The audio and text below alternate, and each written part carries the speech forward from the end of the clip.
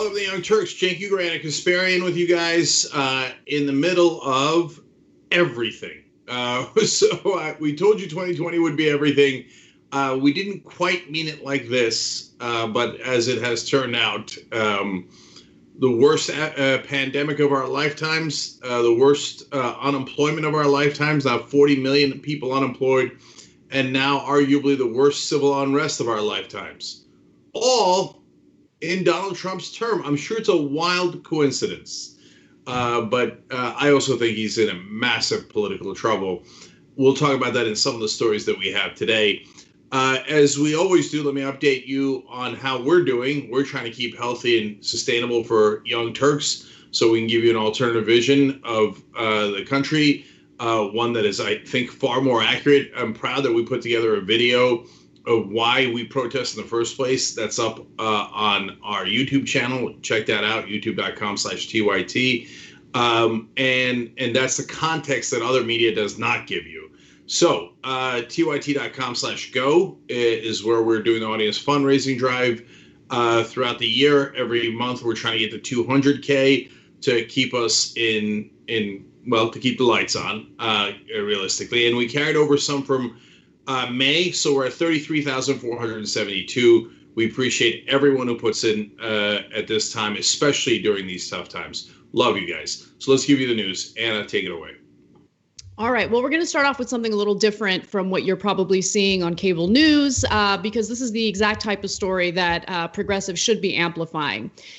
16-term congressman, Democratic congressman, Eliot Engel was caught admitting that he actually doesn't care too much about the civil unrest. Now, this was in a video where he was caught making these statements on a hot mic. He was speaking to the president of the Bronx borough, I should say. His name is Ruben Diaz Jr., and he was asking to be able to address the constituents during this gathering.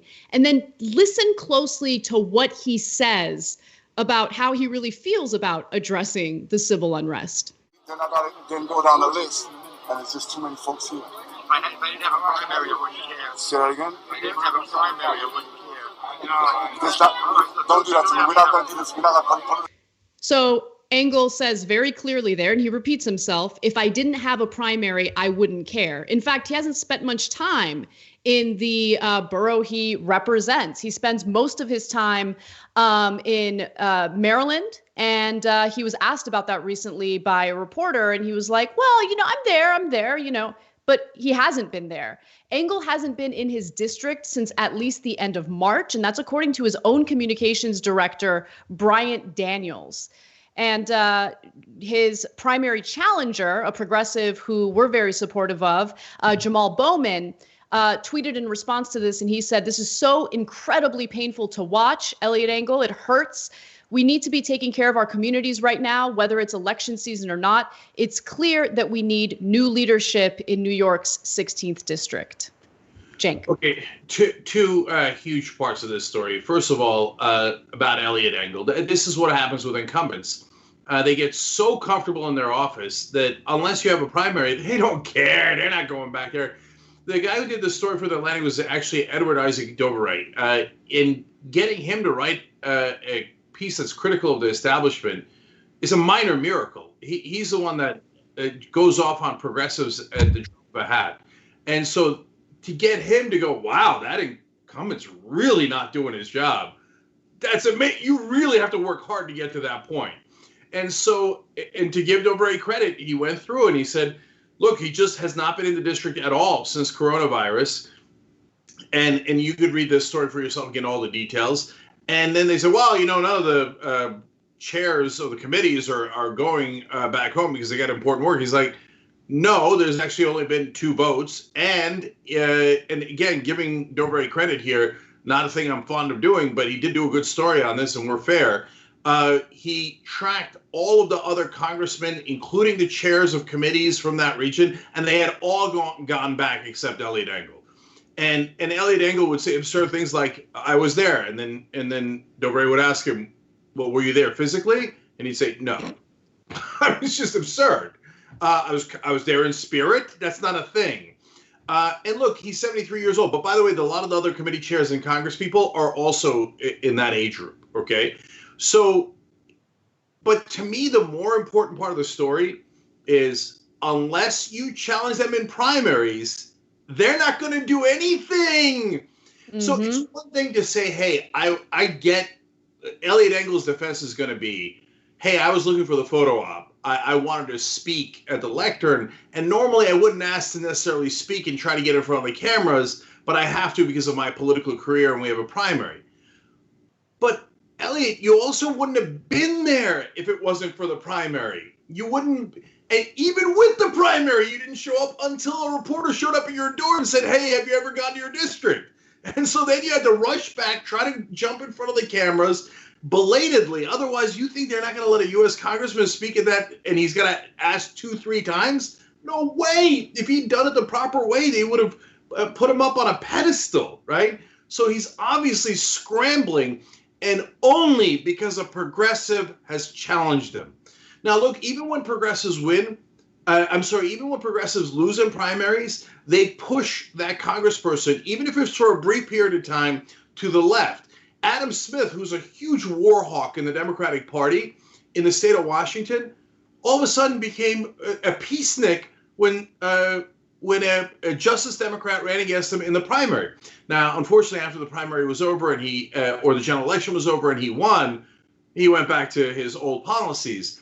But that gives you a sense of how corrupt the establishment is.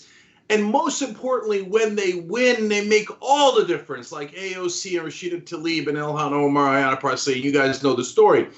Before we do anything else, I want to give you Jamal's website because it's so important to support him. He's got him on the ropes. BowmanForCongress.com. Donate. He's a just Democrat. He does not take any corporate PAC money. He needs you. He needs you. He also needs volunteers and anything you can do to help. That's his information right there, BowmanForCongress.com. We'll have the links down below. But look, Jamal's got him on the run, not just because of this, but there was another progressive in the race, and he dropped out and said, yeah, I'm supporting Jamal Bowman. I endorse him. Mm-hmm, he's going to win, okay? And then there was a poll a couple of months ago, and he did way better against Engel than anyone thought, and that's what sent Engel into his first round of panic. So Jamal's got him on the rope. And Jamal's from the community, and he built a school in the community, and that school's won awards. He's exactly what a representative should be. And Eliot Engel, meanwhile, is like desperate for a camera. Oh, I wouldn't do anything if it wasn't for a primary, but I'm here trying to pretend I represent the people. That's who these incumbents are. Yeah, exactly. And you also have to think about like the power structure that continues to support politicians like Eliot Engel, who clearly doesn't care about his own constituents at all. I mean, we're dealing with this pandemic, we're dealing with civil unrest, and he didn't feel the need to visit his own district and connect with his own constituents until it threatened his own political career, right? So you think we're the only ones who know what he's about? The establishment also knows what he's about, but they want to maintain the power structure that they have in place right now. Eliot Engel is the chairman of the House Foreign Affairs Committee, which is why Democratic leadership will defend him and support him and endorse him as much as humanly possible, even though it's clear that he has no interest in representing his own constituents. That seniority to them, that power is much more important than doing the right thing. And look, the thing that I don't understand, like psychologically, is you're 73 years old. And you're doing a job that you clearly do not care about, and that negatively impacts the very community that you're supposed to represent. You're 73. Call it a day, right? Make way for some real leadership in that district. Allows a politician to come in who actually wants to represent these people. And luckily, we do have a politician who's willing to do that, and it's Jamal Bowman. So he is doing well in the polls. I'm really excited about that.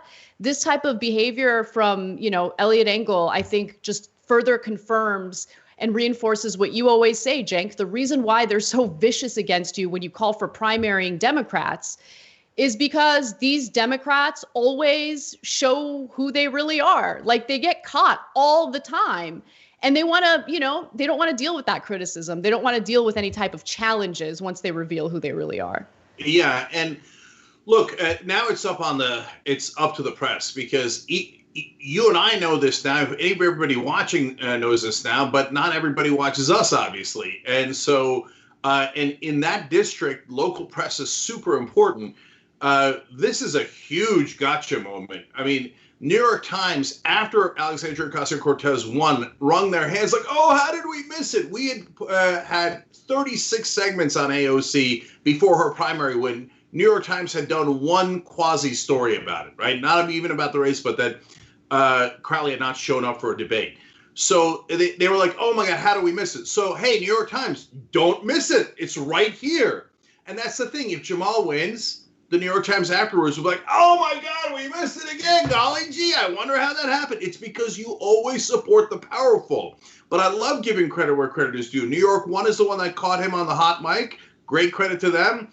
And Atlantic, a wonderful piece, actually challenging Eliot Engel in his absence in the district. So I wish I could give that credit more often to the mainstream media. But from here on out, I get that, hey, in the middle of the unrest, in the middle of the protests, in the middle of coronavirus, maybe they're not going to cover it in California and San Antonio. But if you're in the New York press, this is a giant story. A huge Democrat might go down again in the state of New York, and it's for the same thing that Crowley did, indifference to his district. And Anna, finally, to answer your question, why is Engel even bother doing it?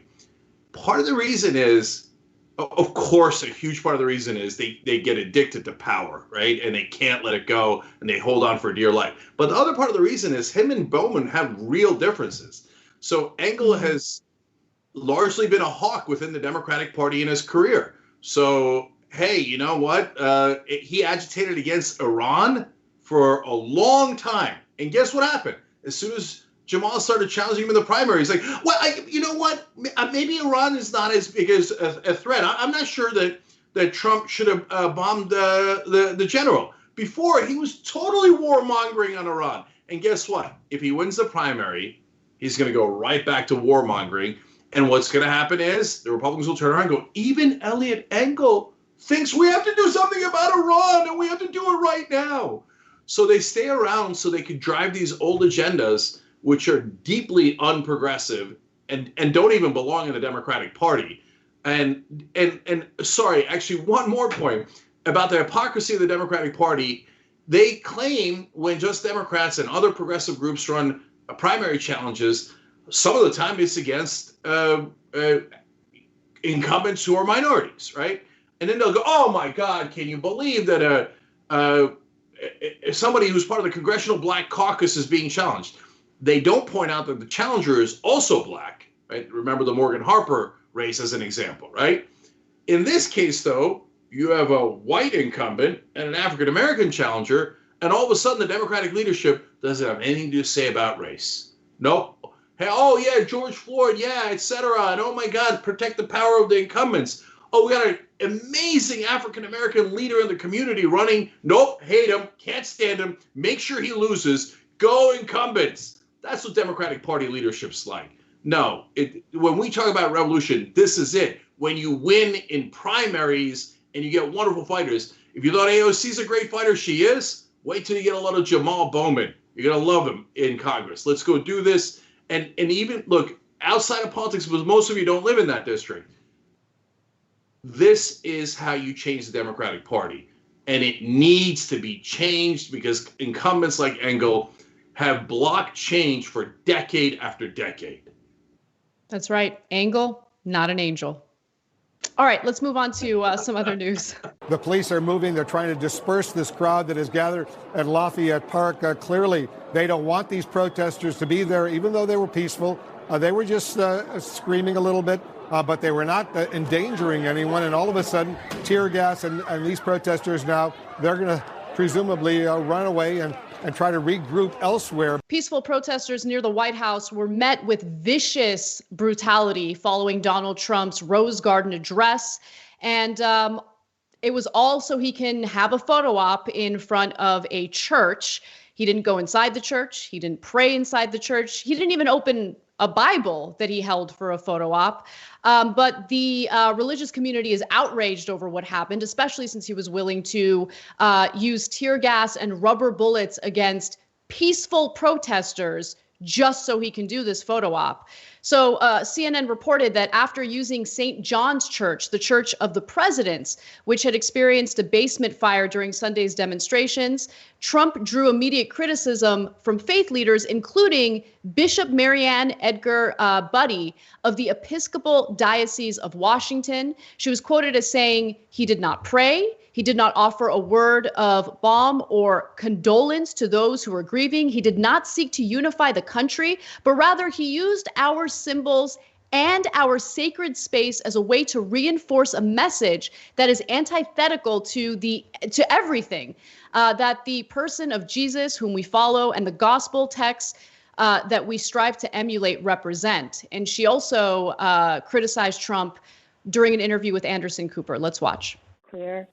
The president just used a Bible, the most sacred text of the Judeo-Christian tradition, and one of the churches of my diocese, without permission, as a backdrop for a message antithetical to the teachings of Jesus and everything that our churches stand for. And to do so, as you just said, he sanctioned the use of tear gas by police officers in riot gear to clear the church yard. I am outraged. The president did not pray when he came to St. John's, nor, as you just articulated, did he acknowledge the agony of our country right now, and in particular that of the people of color in our nation, who wonder if anyone in public power will ever acknowledge their sacred worth, and who are rightfully demanding an end to 400 years of systemic racism and white supremacy in our country. And I just want the world to know that we in the Diocese of Washington, following Jesus and his way of love, we distance ourselves from the incendiary language of this president. We follow someone who lived a life of nonviolence and sacrificial love. We align ourselves with those seeking justice for the death of George Floyd and countless others.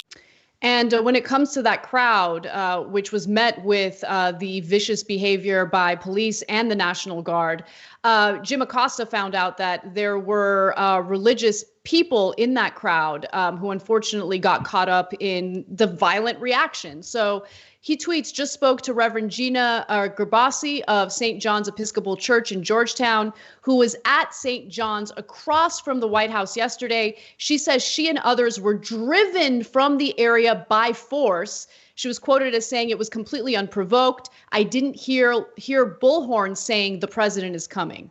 That's the kind of viciousness religious leaders were met with and peaceful protesters were met with. Also, Donald Trump can do a photo op to appeal to his dwindling religious base. He's not polling as well as he used to, even among evangelicals. Yeah. So first of all, that Reverend explained that they were giving out food and consoling people at the church, at the patio of the church. And now the Laura Ingrams of the world are saying, hey, listen, you have to be more accurate. It wasn't tear gas. It was just smoke canisters and also, I think, concussion grenades. So that sounds really great. Sorry, stand corrected if that's the case.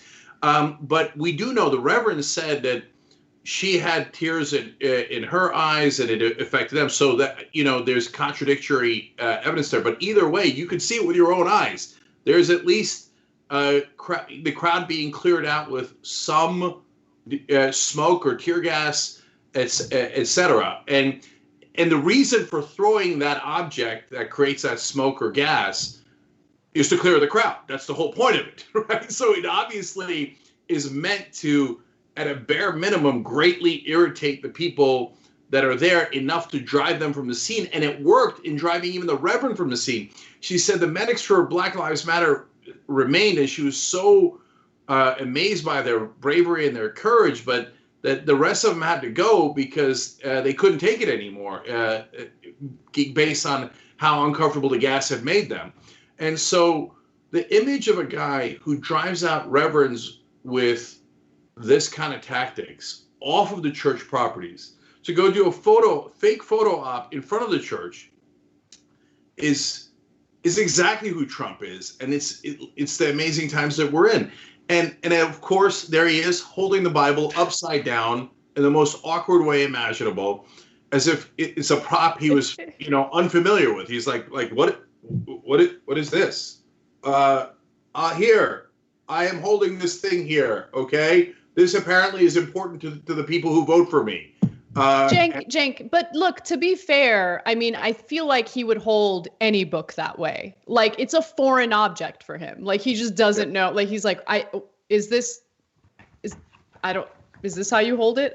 He's a mess. Like, does anyone among his supporters who are religious, does anyone actually buy that he respects your religion or cares about your faith? He uses religion as a prop. Now, a lot of politicians do that. But Donald Trump is probably definitely the most egregious example because of his lifestyle, because of all the scandals he's been caught in the past, because of his relationship with disgusting people like Jeffrey Epstein. I mean, Donald Trump, really, you think he cares about your faith? Yeah, Anna, again, I don't, Laura Ingram's probably right about this, about the rumors that he might have brought 1 to 3 mistresses with him. Apparently that's not true. Those were his previous mistresses, yes, who were adult stars, he did cheat on his wife with as she was having their baby. But that's from the past, Anna. That's from the past. And now he's a new man, and he will tell you, okay, this is the right book. Okay, justice is coming. Okay, and pre-order at justiceiscomingbook.com. Anyway, seriously, one last thing. He's in trouble because the rats are scurrying from the ship. So early on in his term, Ben Sasse from Nebraska used to criticize him because he seemed genuinely aghast and thought like, well, his poll numbers can't last. I mean, this guy's an idiot, a monster, etc. And we used to kid around and call him Classy Ben Sasse. Then, for the great majority of his term, Ben Sasse was like, oh, his poll numbers did go down. Okay, yeah, Donald Trump, I love Donald Trump! And he voted with him all the time. And recently, we switched his name to Horse's Ass Ben Sasse. And now, guess what happened? All of a sudden, Ben Sasse is back to criticizing Donald Trump. And in fact, he said that the word of God should not be used as a political prop. Okay, that is, I'm paraphrasing the longer thing he did on that. And he said it was a peaceful protest and you shouldn't have used the Bible as a political prop, etc. So Ben Sasse must have some new polling, and that poll numbers showed Trump is in trouble. So all of a sudden, Ben Sasse going, oh, yeah, you know what? And that's a Republican senator from Nebraska. You know what? So sad. It turns out Donald Trump may be not as religious as we were all pretending he was. Of course. No one in their right mind believes that he was ever religious, has ever read the Bible or 2 Corinthians. I mean, he gets everything wrong. You know it. You know he's never picked up the Bible. So now all of a sudden, ironically, Ben Sasse finds religion right before elections because Trump's polling is bad.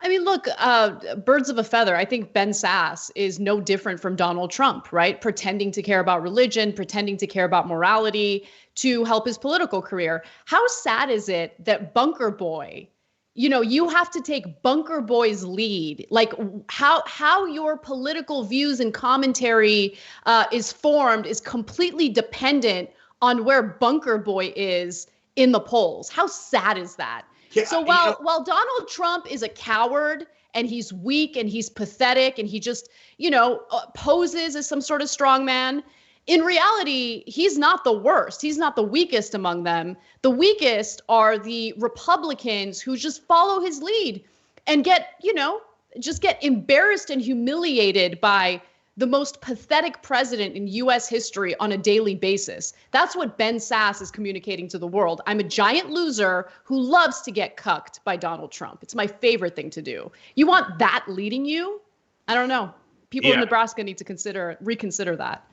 Yeah. Okay. But last thing, guys, it confirmed now that he did this stunt because he was embarrassed that people started calling him Bunker Boy. But then Republicans and right-wingers start celebrating. Oh, there you go, bunker boy. Way to get out there with the people. And that it shows that he's brave. No, if he'd walked through the protesters, who, remember, were peaceful, it actually wouldn't take much courage. They're peaceful protesters. That might have taken at least some degree of courage. No, he had his Gestapo clear out the peaceful protesters with, the canisters that they threw and all the other things that they did, roughing up reporters, all that stuff. He had to do all of that so that the coward could walk a block in Washington, D.C. Ironically, he actually did prove he's bunker boy. When we come back from the break, I'm going to show you some footage regarding how journalists were treated in that crowd. And later, we'll also discuss how even after everything that's happened in the country during the Trump administration, the New York Times still cannot get it right when it comes to putting together a decent headline. I'm going to rage when it comes to that story. Don't miss it. We'll be back with that and more. We need to talk about a relatively new show called the Republic, or UNFTR. As a Young Turks fan, you already know that the government, the media, and corporations are constantly peddling lies that serve the interests of the rich and powerful. But now there's a podcast dedicated to unraveling those lies, debunking the conventional wisdom. In each episode of the Republic, or UNFTR, the host delves into a different historical episode or topic that's generally misunderstood or purposely obfuscated by the so-called powers that be, featuring in-depth research, razor-sharp commentary, and just the right amount of vulgarity.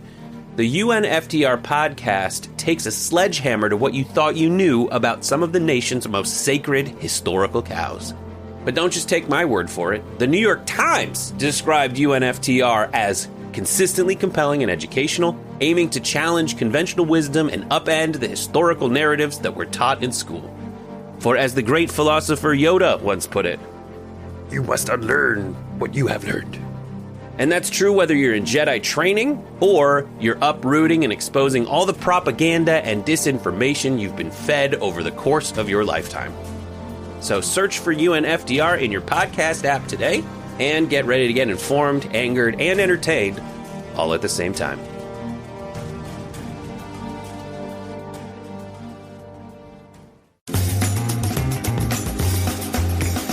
All right, back on the Young Turks, Cenk and Anna with you guys. We had a little technical difficulty there. We're back on air, obviously, but we'll go a little longer to make up for the time.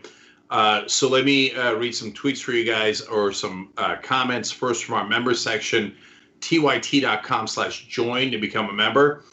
Dr. Dennis Tope writes in, got my government check recently, donating now, keeping it going in these dark times. Amazing. Thank you. So he's referring to TYT, or Dennis could be male, or if you know, actually, I don't know. tyt.com/go. And thank you for doing that. Really appreciate it. Anna's Margarita Salt writes in, my God, I'm sitting at my computer watching TYT Live, and I can barely hear the stream with all the helicopters flying overhead here in Hollywood. Hashtag I support the protests. Lord Wolf 91 says, being a representative should never be a job, but a responsibility. Remove those that have forgotten that. I'll tell you, in my brief congressional run, I felt an overwhelming responsibility. And then to the point where I was like, man, if I win, this is not only do you have to do all the things on the national level, because it's a federal job, it's a national level job, but I felt a tremendous responsibility to deliver for all the groups and all the different organizations within that district. But that's probably because I'm a naive dude. I mean, like, I think that most of the politicians are like, responsibility to the community. Hilarious. Where'd you get that one, Cenk? But certainly Jamal feels that, so support Jamal Bowman. In fact, on YouTube Super Chat, Jorge Fontan writes in, I live in New York 16th. Cenk, promise me on election night I get a Down Goes Engel. Oh, that would be amazing. And of course, we're going to cover that night.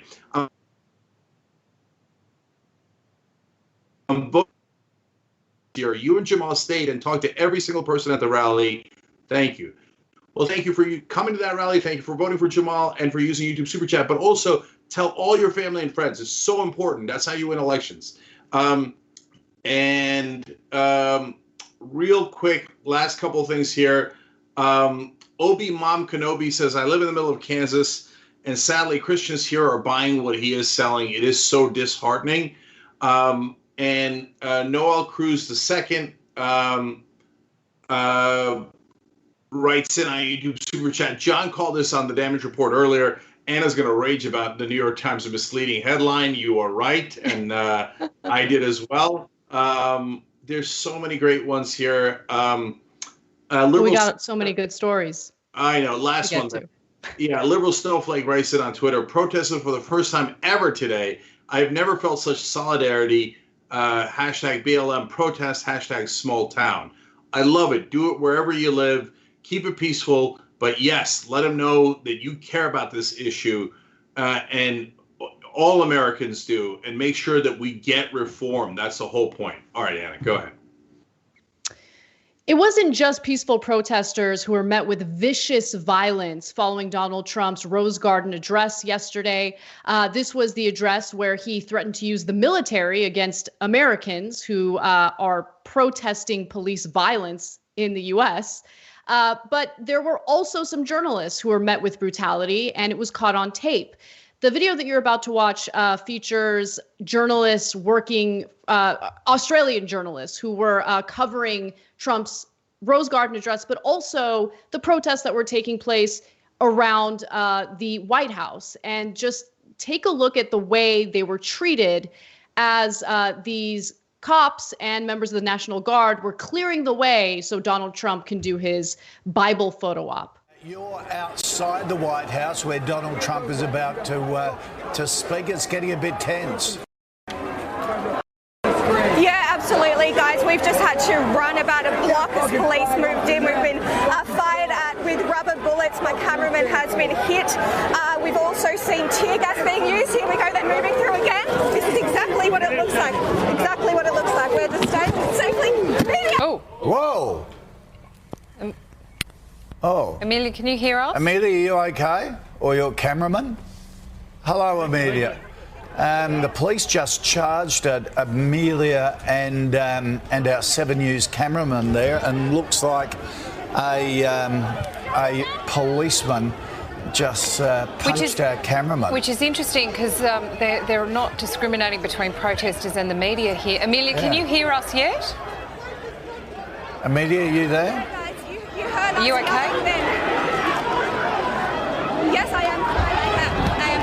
You heard us yelling there that we were media, but they don't care. They're being indiscriminate at the moment.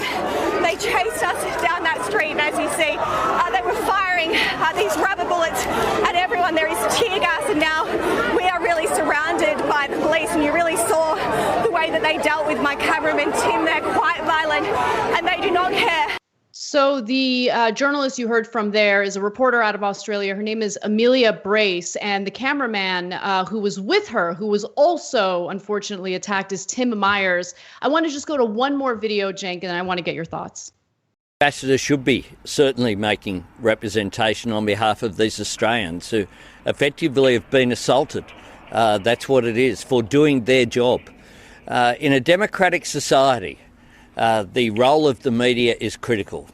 And it's important that the media are able to report on events, including crises such as we're seeing in the United States, free from harassment and the violence that has occurred towards members of the media, Australian media and domestic media as well, with tear gas being fired, with media being assaulted, is completely unacceptable.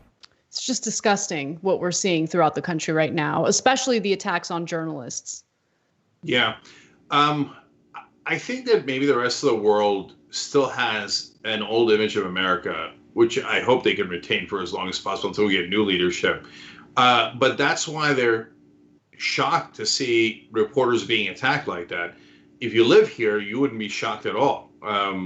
Unfortunately, a lot of reporters have been assaulted, hit with rubber bullets in these protests. But if you cover these protests, we all saw Oscar Jimenez, a CNN reporter, being arrested live on air, and he was, an African-American reporter.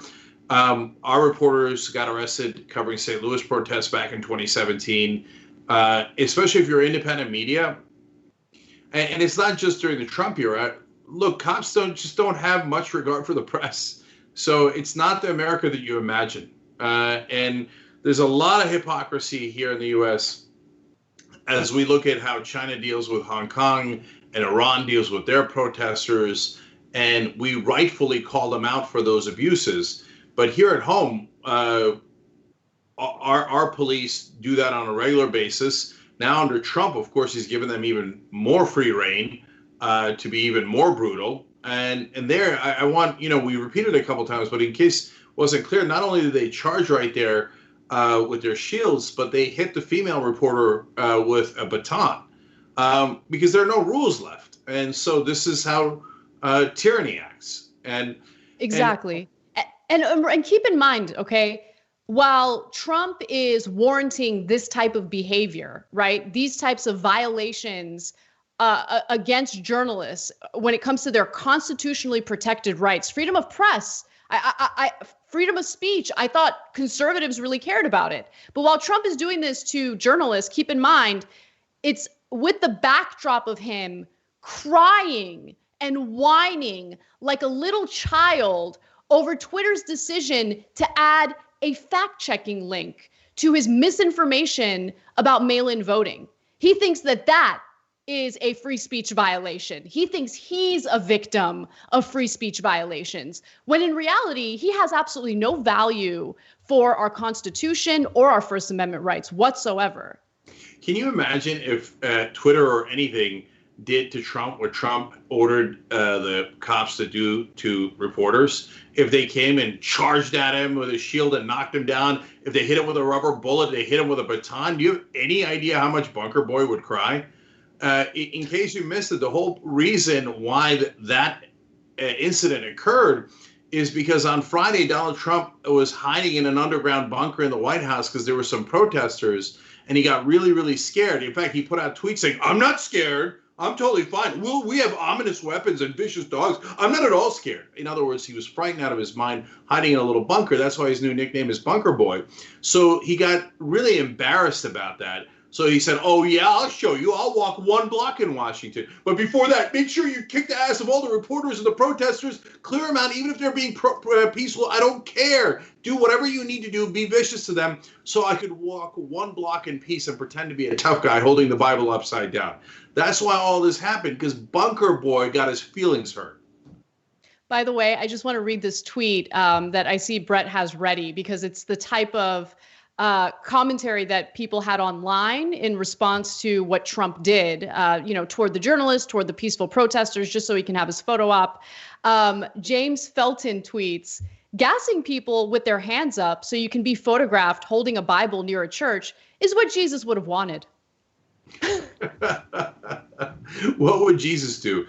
Beat the living crowd out of Australian reporters, gas peaceful protesters, drive the reverend of that church away with tear gas so you could hold the Bible upside down and threaten to dominate everyone else. I'm pretty sure that's not what Jesus would have done. And if you're an evangelical and you support Donald Trump, you ought to be embarrassed. You don't believe a word of anything you've ever said.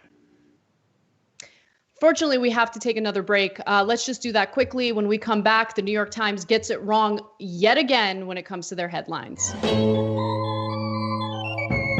At TYT, we frequently talk about all the ways that big tech companies are taking control of our online lives, constantly monitoring us and storing and selling our data. But that doesn't mean we have to let them. It's possible to stay anonymous online and hide your data from the prying eyes of big tech. And one of the best ways is with ExpressVPN. ExpressVPN hides your IP address, making your active ID more difficult to trace and sell to advertisers. ExpressVPN also encrypts 100% of your network data to protect you from eavesdroppers and cyber criminals. And it's also easy to install. A single mouse click protects all your devices. But listen, guys, this is important. ExpressVPN is rated #1 by CNET and Wired Magazine. So take back control of your life online and secure your data with a top VPN solution available, ExpressVPN. And if you go to expressvpn.com/TYT, you can get 3 extra months for free with this exclusive link just for TYT fans. That's expressvpn.com/TYT. Check it out today.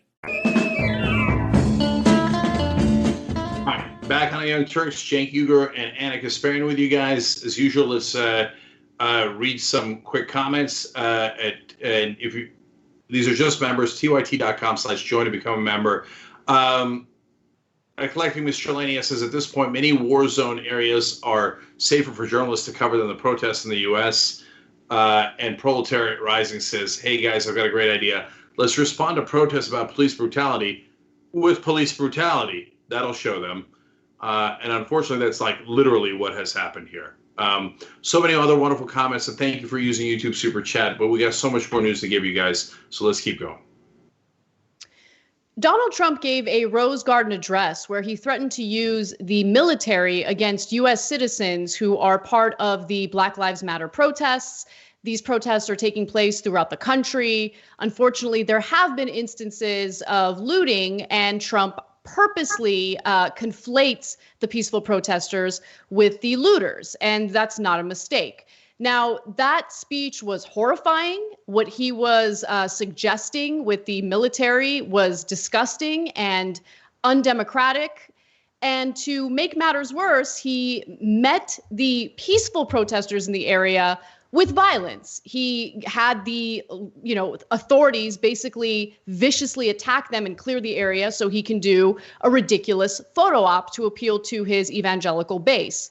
Now, with all that said, the takeaway from the New York Times was this unbelievable headline. As chaos spreads, Trump vows to end it now. Okay, so let's just discuss how grossly this misrepresents Donald Trump's intentions and what he was calling for. Someone who doesn't know much about politics, maybe someone who didn't watch that Rose Garden address, would read that headline and think, Donald Trump is a hero. Look at, he's going to stop the chaos. That's exactly what we need. He's a leader. When in reality, he's not a leader. He's Bunker Boy who hid out in an underground bunker when there were protests in front of the White House. And then his thin skin was punctured by people calling him Bunker Boy. So he turned around and tried to play strongman by threatening to use the military against peaceful U.S. protesters. How are you going to watch that speech and then turn around and use that ridiculous headline? Like, it's the most infuriating thing I've ever seen. Not ever. I mean, this is how many times? How many times has the New York Times made this mistake, right?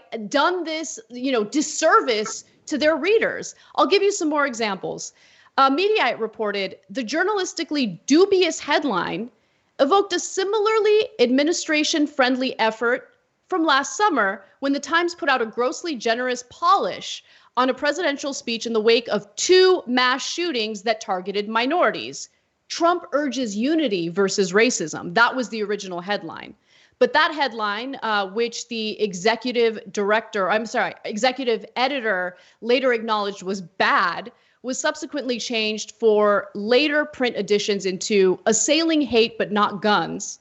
Online, the Times ultimately went with a much more contextualized Trump condemns white supremacy but stops short of major gun controls. Yeah, I mean, those headlines, I guess, are like marginally better, but not by much. They still paint this very positive light of Donald Trump when in reality, he himself is a white supremacist. He himself is a white supremacist. It's just incredible that these are so-called journalists. They're pathetic.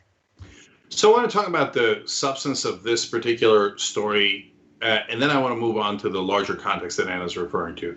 So the takeaway from last night's speech were from a journalism point of view, were 2 major takeaways. One is saying that the president will use the United States military inside the country. That's amazing, unprecedented. It's a giant story. That's the headline. how do you watch that and think, oh, that's not the important part of the story? Him vowing to end chaos is the important part of the story. No, that's a standard line that anyone would say. You know what? Obama as president could have had the same exact headline, but Obama's speech and Trump's speech would have been massively different, and they were different. So the second newsworthy item was that Donald Trump mentioned the Second Amendment for no reason in the middle of the speech. The speech had nothing to do with the Second Amendment. No Second Amendment rights have been challenged. So that is a potential call to arms and vigilante violence. So that's super newsworthy. So these are real headlines if you had mentioned those. I wouldn't have mentioned the Second Amendment one in the big headline because, although it's super important, because using the military inside the country is so much bigger and unprecedented. But so why does the New York Times do this? This is not about Donald Trump. And so I appreciate all the folks who are now waking up and challenging the New York Times and saying, hey, wait a minute, that doesn't seem quite accurate. It seems like you're almost covering up for them. Yeah, that's what the New York Times does for the powerful as a regular course of business. But it's, to be fair to the New York Times, it's all of the mainstream media that all they ever do is give positive headlines for the people in power. It's not that they've forgotten that they're supposed to challenge the powerful. They're supposed to comfort the afflicted and afflict the comfortable. It's that they never believed in that in the first place. If you're in the government, well, I'm your stenographer. I will say the government said this, and it is a very credible source. If you don't have power, not credible, not legitimate, we won't cover it. It is a matter of course. So the mainstream media is fundamentally broken. Now, if you're saying, hey, Cenk, have you really believed that all along? Well, I got some proof for you. So this is exactly what the press was doing during the Bush era, and it drove me crazy back then as well. And so in this case, it was a USA Today headline about the Iraq war effort and how George Bush was doing. This was in the midst of the Iraq war being a complete disaster. It had devolved into massive civil war. We lost so many of our troops there, and already hundreds of thousands of civilians had died. It was just a nightmare of epic proportions. And then this happened. Show the goddamn paper right here. Picture, headline, USA safer. Bush says. Okay. USA Today, you suck balls. That is a lie. They've done a terrible job. Every one of these editors in every major newspaper, in every major magazine, in every major television news organization should be fired today. So, look, that's a fun clip. It's fairly well known in internet circles, at least. But the core of, outside the yelling, the core of it is Bush says he keeps USA safer. New York Times now says as chaos spreads, Trump vows to end it now. It's always the same headline. Person in power says he's doing something wonderful and says, I'm not a reporter or an editor. I just put it up on the page, on the paper, and did propaganda on his behalf. And so the main difference in my point of view between then and now, and it's been a depressingly long time that they've been doing this and we've been doing this and covering it and pointing out their problems, is that I no longer think that the editors and the reporters are getting their job wrong. I just realized I was wrong about the job that they're supposed to be doing. I thought they were in the news business. And it turns out in mainstream media, they're mainly in the compliance business. So if you're looking to get your readership to comply and you yourself view your main job as complying to the people in power, then bravo, New York Times, USA Today, and the others. You've done a wonderful job. Yeah, look, just keep in mind that any brainless twit can go ahead and just regurgitate what someone in power claims or says.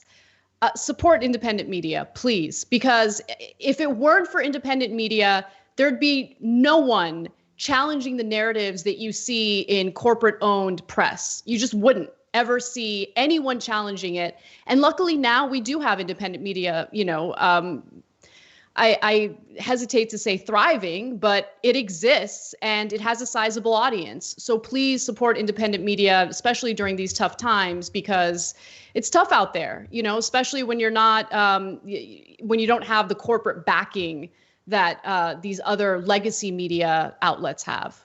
But I'll add one thing to that. Look, this story is about mainstream media overall. You know, I'm glad independent media is out there as an alternative, obviously. Don't forget the heart of the story. Keep challenging the papers, the TV stations, the radio stations that you see to do better, okay? I don't know that it'll ever change, but also support the independent media. It doesn't just have to be us. It could be Democracy Now!, The Intercept, The Guardian, you name it. A lot of American Prospect, a lot of people doing wonderful jobs, okay? But, you know, New York Times has done great propaganda for itself, as if they're like the guardians of things that are true. The paper of record, that's actually half true. The paper of record for the powerful. For if you want something printed in the paper, the New York Times, if you're powerful, will print it for you. So, and what have they done? In the era of Trump, things like the New York Times have sucked up all the subscription. So everybody subscribed thinking that they were part of the resistance. New York Times ain't part of the resistance. If you ask them, they'll tell you, we're not part of the resistance. I mean, you know, in their ideal, they're like neutral. We're totally, utterly neutral. Fascist, anti-fascist, I can't tell the difference at all. You know, a tyrannical government, a government that cares about democracy. I can't, what am I, a reporter? I can't tell the difference. I'm neutral. So, and unfortunately, since they do such great marketing on their own behalf, a lot of people think, oh my God, I got to subscribe to the New York Times to find out what's in the news. No, support independent media. You'll actually find out reality. If you want to support the powerful, yes, support mainstream media. All right. Well, let's talk a little bit about the response from Democrats following Donald Trump's horrific Rose Garden speech. So Joe Biden, who is the presumptive Democratic nominee, gave a speech to respond to Donald Trump's divisiveness. This was following Trump's Rose Garden speech, where he threatened to use the military against protesters. He threatened to use the military within the United States, which is unprecedented. He also seemed to rile people up by randomly out of nowhere mentioning Second Amendment rights, which is, you know, something to be concerned about when there is civil unrest in the country. Now, Joe Biden's speech, I think overall was different from what Donald Trump said. That's for sure. And I think that it was pretty good. But I want you guys to watch it, judge for yourselves, and then I'll outline what Biden is proposing to, you know, change or reform how we do policing in this country. Take a look. Breathe. I can't breathe. George Floyd's last words, but they didn't die with him. They're still being heard, echoing all across this nation. They speak to a nation where too often, just the color of your skin puts your life at risk. They speak to a nation where more than 100,000 people have lost their lives to the virus and 40 million have filed for unemployment, with a disproportionate number of those deaths and job losses concentrated in Black and brown communities. And they speak to a nation where every day millions of people, millions, not at the moment of losing their life, but in the course of living their life, are saying to themselves, I can't breathe. It's a wake-up call to our nation, in my view. It's for all of us, and I mean all of us. It's not the first time we've heard those words. They're the same words we heard from Eric Garner when his life was taken away 6 years ago. But it's time to listen to those words, to try to understand them, to respond to them, respond with action. A country is crying out for leadership. Leadership that can unite us, leadership that brings us together, leadership that can recognize pain and deep grief of communities that have had a knee on their neck for a long time.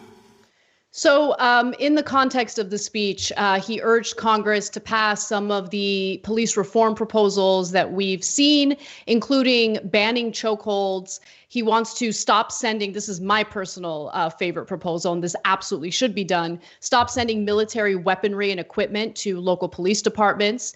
That's really a product of our military industrial complex, just this nonstop weapons manufacturing machine that we have in this country, which ends up sending older military-grade weaponry to our local police departments.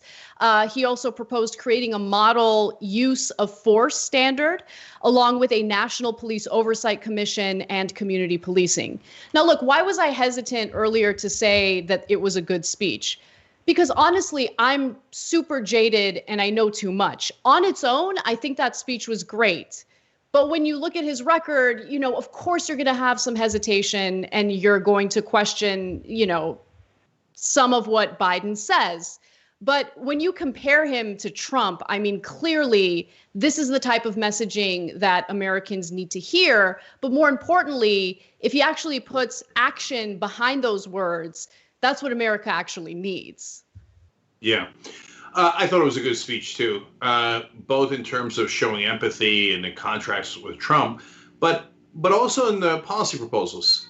Not bad. You know, I would have gone a little further, but he at least talked about getting independent folks to check the police and involving the community more and ending the militarization. These are good steps forward. Of course, what Anna is referring to is a deep record of Joe Biden not doing that and doing the opposite of doing the criminal... the crime bill.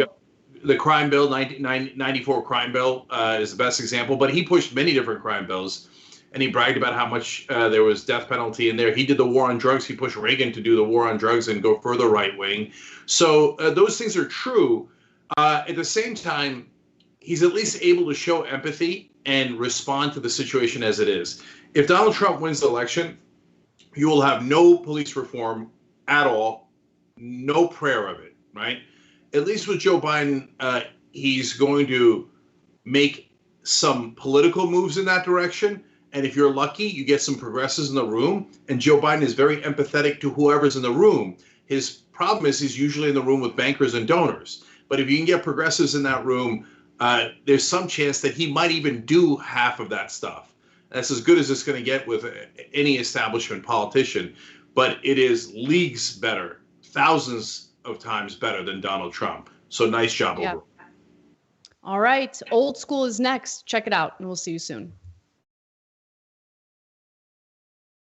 Thanks for listening to the full episode of the Young Turks. Support our work, listen ad-free, access members-only bonus content, and more by subscribing to Apple Podcasts at apple.co/TYT. I'm your host, Cenk, and I'll see you soon.